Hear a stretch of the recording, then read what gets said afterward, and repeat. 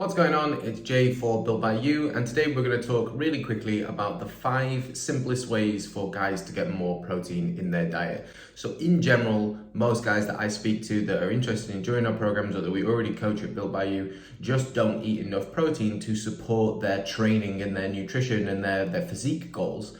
So the general rule is that we want to try and eat around a gram per pound of body weight per day. So if you're a 200-pound guy, you want to try and eat 200 grams of protein. So oftentimes what guys think is, oh, well, no problems, I can eat 200 grams worth of chicken breast, assuming that chicken breast is 100% protein, and that just isn't the case. In 200 grams worth of chicken breast, there's about 60 grams of protein. So in order to eat enough protein, you'd probably have to eat, 600 or so grams of chicken breast if that was the only source you were going for. And obviously, though that's not the case, you don't need to only eat chicken breast. That's by no means am I saying that. Chicken's just one of the things that people go to and think about as a really easy protein source or a common protein source. It's probably a little bit more challenging than guys typically think. So here are 5 ways that we can increase the amount of protein that we get in our diet to support our training, our health, our fitness, and our physique goals. So the first way that we can do this is to look for the protein enriched options of the foods we're already eating. So things like pasta and breads and oats and things like pancake mixes and even milks to an extent all have higher protein or protein enriched options. That way you can just get more protein in for the foods that you're already eating. The second option is to just eat more of the protein you're already eating. So if you're already eating eggs and chicken and turkey and tuna, then you can just eat more of that at a meal. If they're already the high protein sources that you're eating, just try and consume a little bit more of that, and obviously just toggle down something like your carbohydrates or fat to make sure that your total calories are staying within range. But rather than trying to get new protein sources, can you simply just eat more of the protein that you're already eating?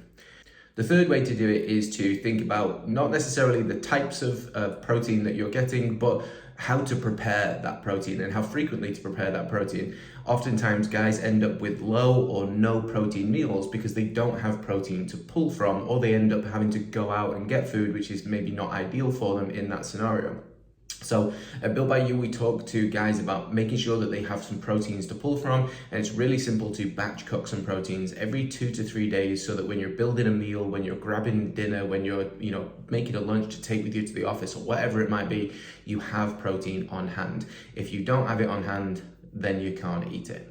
The fourth skill that we talk about is thinking of utility proteins. Now, utility proteins is just a phrase that we use, or utility foods in general is a phrase that we use to describe foods that we can more easily access and build into each individual meals without having to think of a different option. So a key example there would be something like Greek yogurt. Greek yogurt can be eaten as an entire meal on its own. It can be traded out for things like sour cream for a snack, or on taco night, you might swap Greek yogurt out for sour cream so you can just increase your total protein consumption.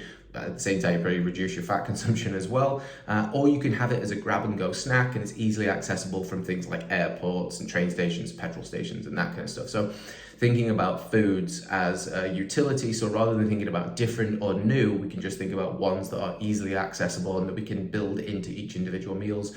Other great options there are something like eggs. You can have eggs as an entire meal on its own in an omelette. You can add it to a stir fry, or you can hard boil it as a snack. And finally, the last skill is that we talk about thinking of ways to have high protein snacks. So if it's harder to get high protein meals for whatever reason, whether it's, what you've got access to, or where you're traveling, or what you've got your responsibilities are with regards to work on that individual day, if you have high protein snacks, you can always supplement in between meals if you know that you're not going to necessarily be able to control the amount of protein that you can eat in those meals. So protein rich foods such as jerky, cheese sticks, yogurt, nuts, even things like roasted chickpeas, edamame, hard-boiled eggs, protein shakes, protein bars. You can grab all of these from 7-Elevens on the side of the road. You can grab them from petrol stations, gas stops, any of those places. You pretty much always access those things, and they're going to be ways that you're going to obviously be able to stay satiated, but they're the high protein options that you want to be able to take along with you. So as a quick recap, the first option is to just look for protein-enriched options of the foods you're already eating. The second option is to think of just eating more of the proteins that you're currently consuming. The third skill is to talk about batch cooking proteins. You can't access it if you don't have it, so make sure that you have it on hand so that you can pull from it and build meals around it.